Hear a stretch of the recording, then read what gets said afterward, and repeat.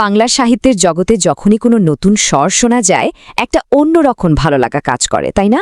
আজকে আমরা ঠিক তেমনই একজন নতুন কিন্তু খুব শক্তিশালী কবির লেখার জগতে ডুব দেব। চলুন পরিচিত হওয়া যাক কবি বাপন মান্না আর তার কাব্যগ্রন্থ কবিতার কুঞ্জছায়ার সঙ্গে। আলোচনার শুরুতেই একবার বইটার প্রচ্ছদটা দেখুন। কবিতার কুঞ্জছায়া নামটার মধ্যেই যেন একটা শান্ত স্নিগ্ধ আশ্রয় লুকিয়ে আছে। আর এই প্রচ্ছদটাও ঠিক যেন সেই অনুভূতিরই একটা ছবি। এটা শুধু একটা বইয়ের কভার নয়, বরং কবিতার ওই শান্ত সুন্দর জগতে ঢোকার একটা আমন্ত্রণ। কিন্তু কে এই কবি, যার কলম আমাদের এমন একটা নিভৃত জগতের সঙ্গে পরিচয় করিয়ে দেয়? চলুন কবিতার আড়ালে যে মানুষটা আছেন তাকে একটু কাছ থেকে চিনে নেওয়া যাক। এখানে কবি বাপন মান্নার একটা ছোট্ট পরিচয় দেওয়া আছে। দেখুন, দক্ষিণ ২৪ পরগনার মাটির গন্ধ মেখে বড় হওয়া একজন মানুষ। পেশায় তিনি একজন শিক্ষক, মানে ভবিষ্যৎ প্রজন্মকে পথ দেখান। আর তার পাশাপাশি তিনি একজন সাহিত্যিক, মানে শিক্ষকতা আর সাহিত্য চর্চা, এই দুটো সত্তা মিলেমিশে একাকার হয়ে গেছে তার লেখায়। কবিতার কুঞ্জছায়া তো আছেই, এছাড়াও তার লেখা কবিতার ৫ ফোড়ন বা ফুটন্ত কুড়ির ফাঁসির মতো কাব্যগ্রন্থ কিন্তু বেশ প্রশংসিত।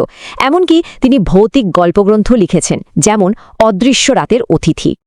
যে কোনো নতুন সৃষ্টির পেছনেই তো একটা গল্প থাকে, তাই না? একটা লড়াইয়ের গল্প, একটা বিশ্বাসের গল্প।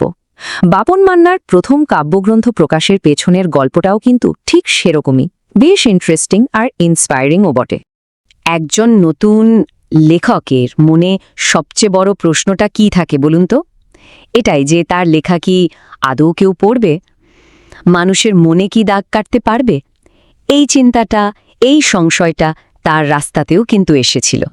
ভাবা যায়, একজন লেখক তার প্রথম বই প্রকাশের স্বপ্ন নিয়ে প্রকাশকের কাছে গেছেন, আর প্রকাশক তাকে সোজাসুজি এই প্রশ্নটা করছেন।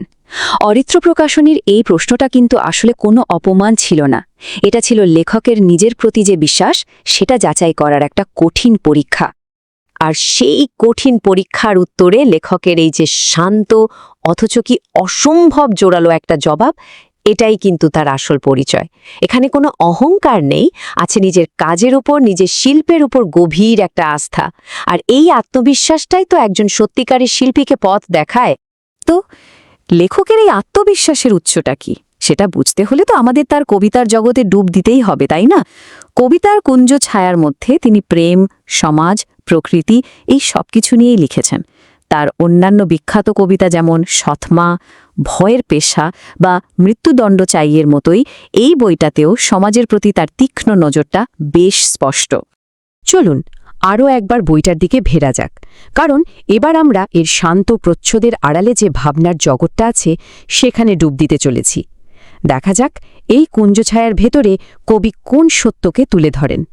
প্রথমেই যে কবিতাটার স্বাদ আমরা নেব সেটা তার শিকড়ের কথা বলে। কবিতার নাম বাংলা ভাষা। নিজের মাতৃভাষার প্রতি একজন বাঙালির যে টান, যে গর্ব, তারই একটা সহজ প্রকাশ এই কবিতা। কি সহজ কথা, তাই না? কিন্তু এর আবেদনটা কত গভীর ভাবুন। এই দুটো লাইন শুধু শব্দ নয়, এটা আমাদের ভাষা চেতনার একটা জোরালো প্রকাশ। কবির কলমে চিরকালের এই সত্যি কথাটাই যেন নতুন করে প্রাণ পেয়েছে। ভাষার প্রতি ভালোবাসা থেকে কবি এবার আমাদের সোজা নিয়ে যাচ্ছেন সমাজের একটা খুব কঠিন, একটা অস্বস্তিকর বাস্তবতার দিকে। কবিতার নামটাই দেখুন, নারী মানেই ধোঁক। এখানে তার কলম আর নরম নেই, একেবারে ধারালো তরবারির মতো হয়ে উঠেছে।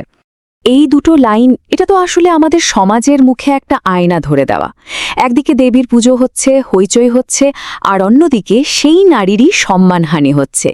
এই যে দ্বিচারিতা, এই ভণ্ডামের বিরুদ্ধেই কবির এই সপাটে চর। আচ্ছা, সমাজের এই কঠিন দিকটা দেখার পর চলুন আবার একটু ফেরা যাক প্রকৃতির স্নিগ্ধতায় আর প্রেমের আঙিনায়। কাশের মেয়ে কবিতাটা দেখায় যে কবির লেখার জগৎটা কত বড়, কত রঙিন। এখানে আবার একদম অন্য সুর। যে কলমটা একটু আগেই সমাজের দিকে আঙুল তুলছিল, সেই একই কলম দিয়ে কি সুন্দর প্রেমের কথাও বলা যায়। এই যে বৈচিত্র্য, এটাই কিন্তু একজন বড় কবির পরিচয়, যে কলম সমাজ বদলের কথা বলতে পারে, আবার ভালোবাসার কথাও বলতে পারে। তো যে আত্মবিশ্বাসটা নিয়ে কবি তার যাত্রা শুরু করেছিলেন, সেটা যে শুধু তার মনের জোর ছিল না, তার প্রমাণও কিন্তু সময়ের সাথে সাথে মিলেছে। তার কাজ স্বীকৃতি পেয়েছে, তিনি সম্মানিত হয়েছেন। এই পুরস্কারগুলোর নামগুলো একবার দেখুন। বিদ্যাসাগর, জীবনানন্দ দাশ, পূর্ণেন্দু পত্রী, মহাশ্বেতা দেবী, বাংলা সাহিত্যের স্তম্ভ এরা। তাদের নামে সম্মান পাওয়াটা কিন্তু মুখের কথা নয়, এটা বুঝিয়ে দেয় যে বাপন মান্নার সাহিত্য সাধনা একেবারে সঠিক পথে এগোচ্ছে। সব মিলিয়ে এই পুরো আলোচনাটা শেষ করার আগে একটা প্রশ্ন কিন্তু স্বাভাবিকভাবেই মাথায় আসছে। আর এই প্রশ্নটা শুধু বাপন মান্নার জন্য নয়, সব সমাজ সচেতন শিল্পীর জন্যই সত্যি। বাপন মান্নার মতো লেখকরা আমাদের ঠিক এই প্রশ্নটাই করতে বাধ্য করেন। ভাবুন একবার, একজন শিক্ষক যিনি ক্লাসরুমে ছাত্রদের পড়ান, তিনি যখন সমাজের আয়না হয়ে ওঠেন তার লেখার মাধ্যমে, তখন সেই লেখাটা শুধু আর সাহিত্য থাকে না, ওটা হয়ে ওঠে ভবিষ্যতের জন্য একটা পথ নির্দেশ, একটা চিন্তার খোরাক। চলুন এই ভাবনাটা নিয়েই আজকের মতো শেষ করা যাক।